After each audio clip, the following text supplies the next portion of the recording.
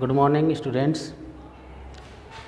हमने पिछले 2 वीडियो में पाचन तंत्र के बारे में पढ़ा था। आज इस तीसरी वीडियो में मानव श्वसन तंत्र के बारे में हम पढ़ते हैं। तो श्वसन तंत्र में सबसे पहले श्वसन किसे कहते हैं, श्वसन की परिभाषा। श्वसन क्या है? जो भोज्य पदार्थ है उनका ऑक्सीकरण द्वारा विघटन होना श्वसन कहलाता है। हमारे शरीर के अंदर उपस्थित जो ऑक्सीजन है और जो भोज्य पदार्थ हम ग्रहण करते हैं, तो ऑक्सीजन की उपस्थिति में ये भोज्य पदार्थ है, ये सरल पदार्थों में विभक्त होता है, सरल पदार्थों में टूटता है, ऊर्जा उत्पन्न होती है। ऊर्जा उत्पन्न होने के साथ साथ कुछ हानिकारक गैसें हैं, ये भी उत्पन्न होती है। तो श्वसन की परिभाषा क्या है? कोशिकाओं में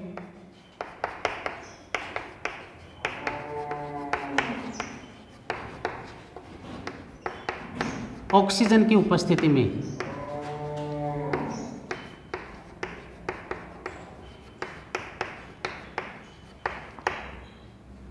कोशिकाओं में ऑक्सीजन की उपस्थिति में होने वाली या संपन्न होने वाली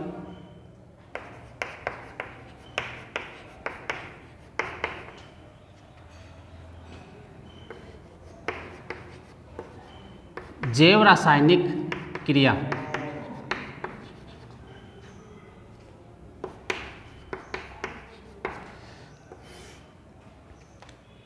कोशिकाओं में ऑक्सीजन की उपस्थिति में संपन्न होने वाली जैव रासायनिक क्रिया, जिसमें भोज्य पदार्थों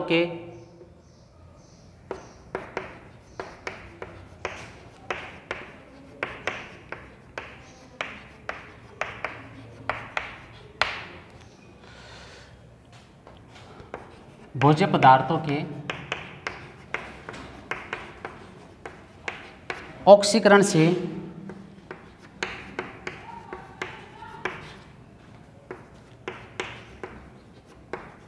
ऊर्जा उत्पन्न होती है,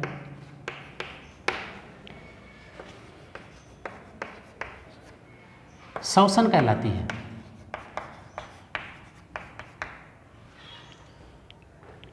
इम्पोर्टेंट है श्वसन की परिभाषा। कोशिकाओं में ऑक्सीजन की उपस्थिति में संपन्न होने वाली जैव रासायनिक क्रिया या वह जैव रासायनिक क्रिया जिसमें भोज्य पदार्थों के ऑक्सीकरण से ऊर्जा उत्पन्न होती है, श्वसन क्रिया या श्वसन कहलाती है। श्वसन की एक दूसरी परिभाषा और है। दूसरे शब्दों में हम क्या कह सकते हैं?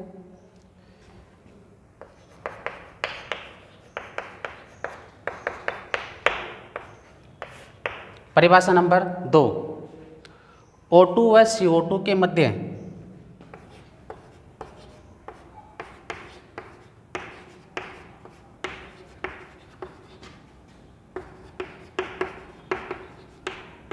आदान प्रदान की प्रक्रिया। ऑक्सीजन व कार्बन डाइऑक्साइड के मध्य आदान प्रदान की क्रिया जो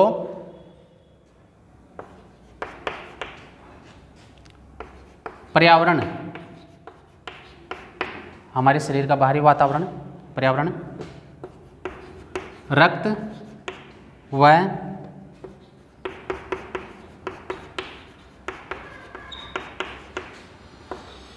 कोशिकाओं के मध्य होती है, श्वसन कहलाती है। श्वसन क्रिया में जो भोज्य पदार्थ है ग्लूकोज में बदलता है पाचन के समय या पाचन के पश्चात, और ग्लूकोज से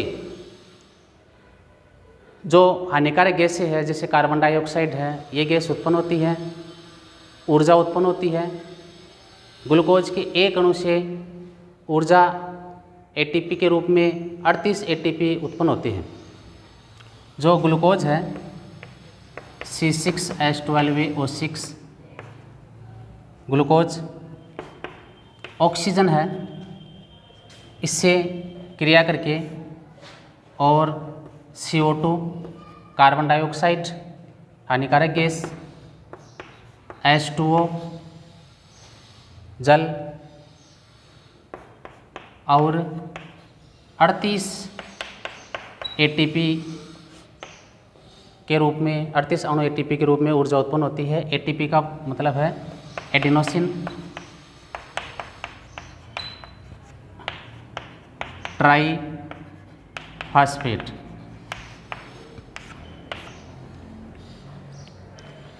तो ये संतुलित समीकरण है।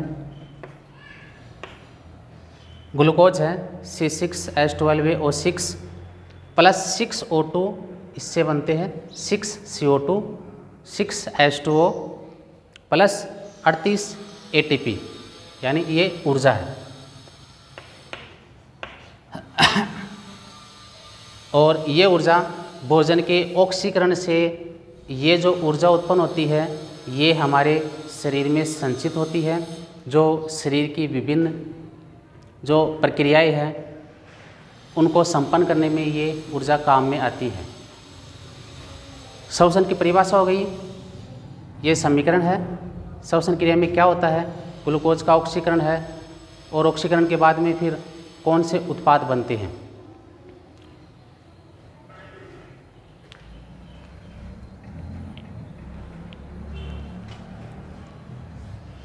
मानव के अंदर श्वसन तंत्र को 3 भागों में बांटा गया है। ऊपरी श्वसन तंत्र, जिसमें नासिका, मुख, ग्रसनी व स्वरयंत्र ये भाग इसमें आते हैं। दूसरा है निचला श्वसन तंत्र और तीसरा है श्वसन मांसपेशियाँ। श्वसन मांसपेशियों के रूप में हमारे शरीर में जो डायाफ्राम है,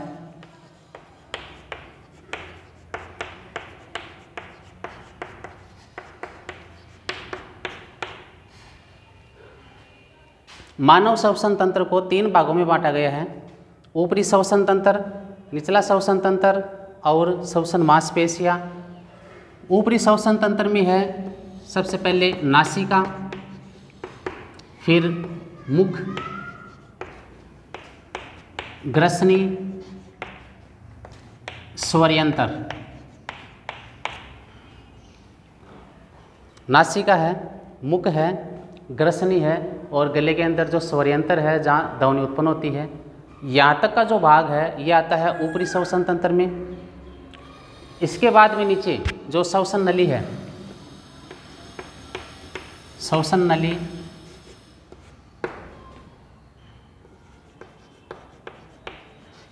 श्वसनी,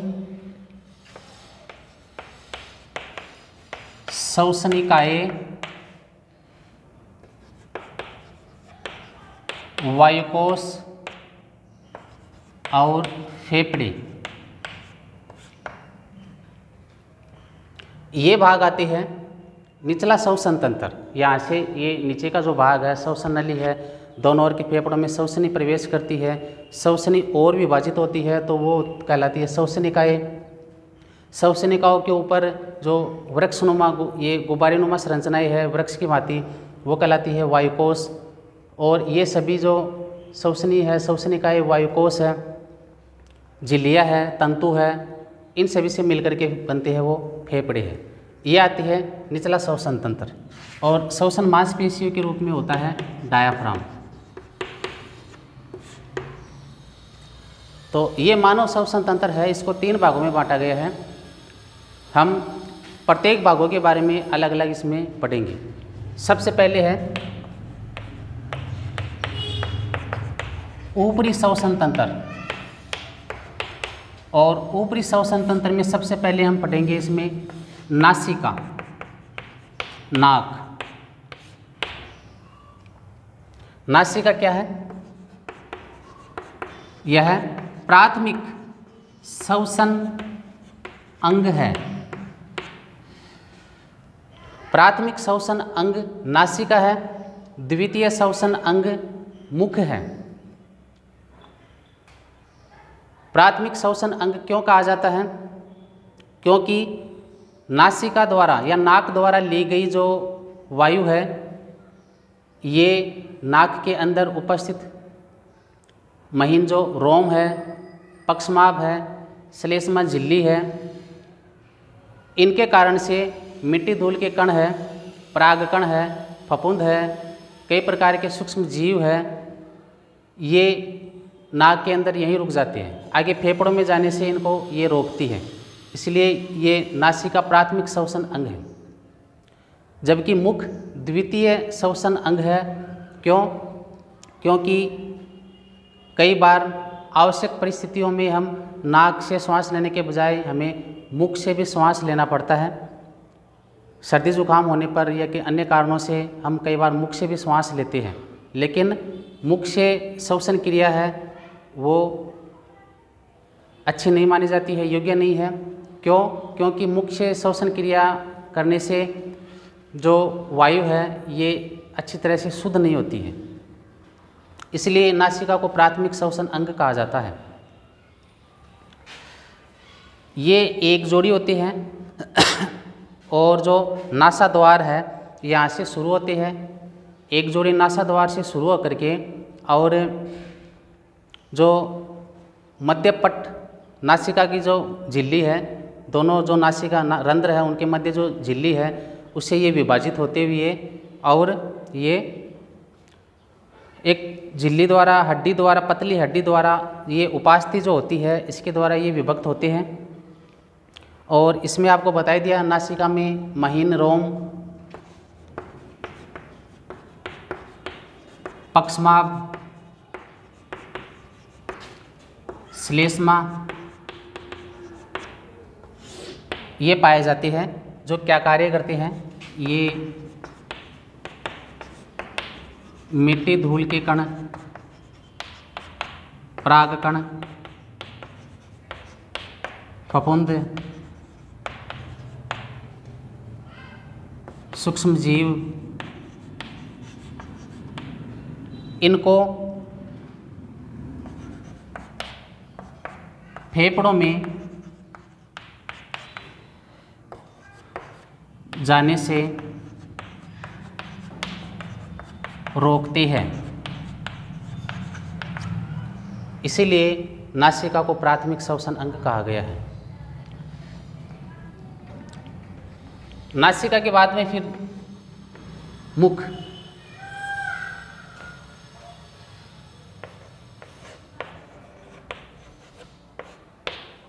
मुख द्वारा ली गई वायु है ये कम शुद्ध मानी जाती है। इसका कारण आपको बता दिया गया है, क्योंकि नासिका में तो पक्षमाभ है, रोम है, श्लेष्मा है, ये जो मिट्टी धूल के कण है, परागकण है, इनको जाने से रोकते हैं, जबकि मुख में ऐसा नहीं है। किन्हीं विशेष परिस्थितियों में हम श्वसन क्रिया मुख द्वारा भी करते हैं, इसलिए मुख को द्वितीयक श्वसन अंग कहा गया है।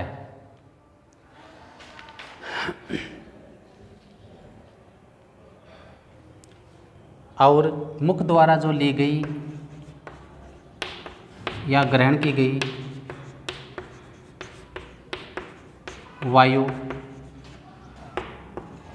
नासिका की तुलना में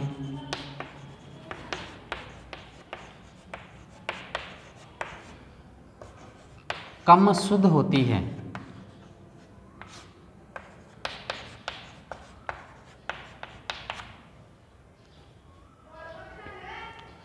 तो प्राथमिक ऊपरी श्वसन तंत्र में हम नासिका, मुख इन दोनों के बारे में पढ़ चुके हैं। तीसरा इसमें है फिर ग्रसनी।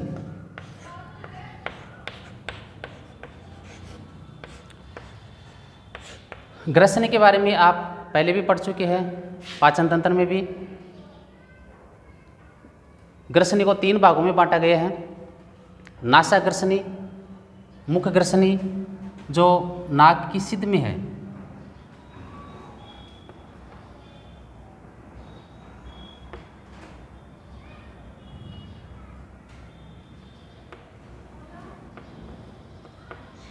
ये नासाग्रसनी, ये मुखग्रसनी, और यहाँ पर ये है अधोग्रसनी, या इसको कंठग्रसनी भी कहते हैं। ये तीनों भाग है, ये ग्रसनी के हैं, नासाग्रसनी, मुखग्रसनी और अधोग्रसनी या कंठग्रसनी। ग्रसनी क्या है? एक पेशीय कुपीनुमा संरचना होती है। पेशीय कुपीनुमा संरचना, ये कुपीनुमा संरचना है, इस तरह से पेशीय कुपीनुमा संरचना है ग्रसनी। और ये नासा गुहा के पृष्ठभाग से, नासा गुहा का जो पृष्ठभाग है यहाँ से शुरू होकर के, और ये जो आहार नली है इसके ऊपरी भाग तक, यानी यहाँ तक, यहाँ से शुरू होकर के और ये यहाँ तक का जो भाग है ये होता है ग्रसनी। प्रमुख कार्य आपको इसमें पहले भी बता दिया गया है ग्रसनी का। ग्रसनी में एक एपिग्लांटिस, यहाँ पर एक एपिग्लांटिस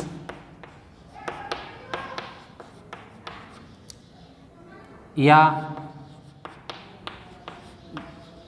गांठी ढक्कन भाग पाया जाता है, जिससे वायु तो श्वसन नली में प्रवेश करती है और भोजन है वो भोजन नली में ही प्रवेश कर पाता है। ये इसमें ग्रसनी भाग में ये इसका प्रमुख कार्य है, एपिग्लांटिस जो है इसका। ग्रसनी के बाद में फिर है स्वरयंत्र।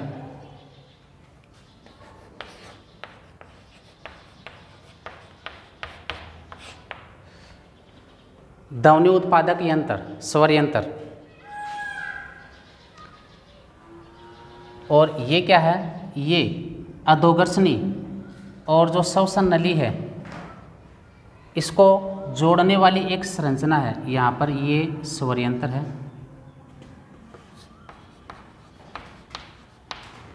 और इसके नीचे क्या है? श्वसन नली। तो अधोग्रसनी और श्वसन नली को जोड़ने वाली संरचना दोनों के बीच में है, ये है स्वरयंत्र। और स्वरयंत्र में क्या पाए जाते हैं? इसमें स्वर रज्जु श्लेष्म झिल्लियाँ होती है। स्वर रज्जु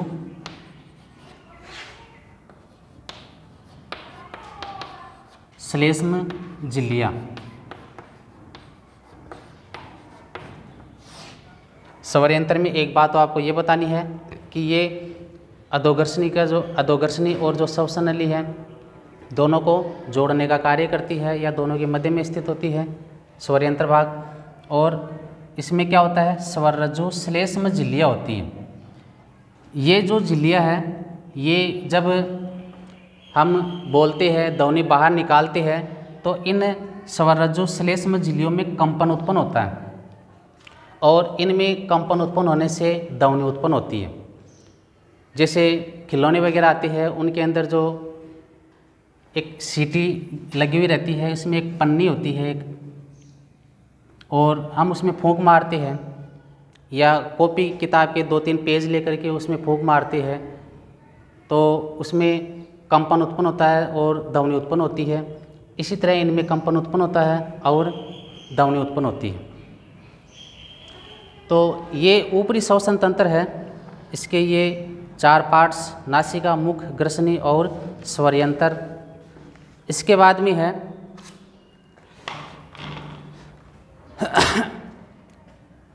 ये हो गया। इसके बाद में है निचला श्वसन तंत्र।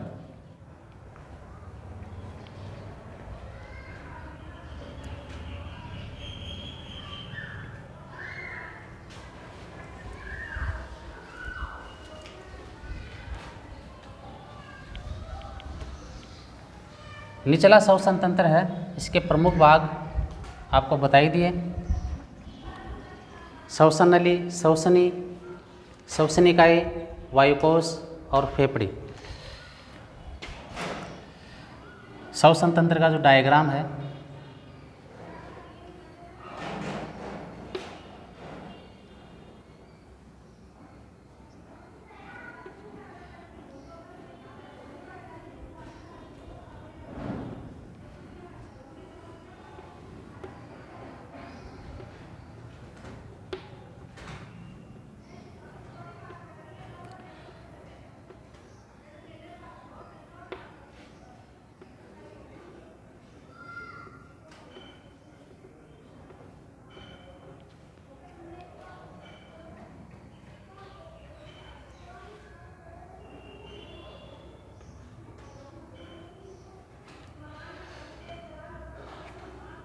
ये नासिका,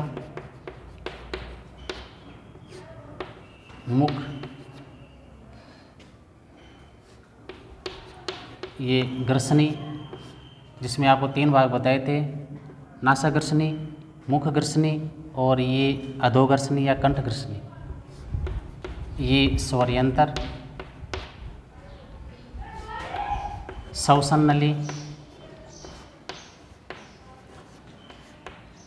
श्वसन नली के अंदर ये उपास्थि के बने हुए इस तरह के आकार के जो सी आकार है, ABCD का सी, इस सी आकार के उपास्थि के बने हुए लगभग 16 से लेकर के 20 के मध्य ये छल्ले पाए जाते हैं। इनका कार्य क्या है? इनका कार्य है जो श्वसन नली है उसको पिचकने से रोकना, श्वसन नली को पिचकने से रोकने का कार्य करते हैं।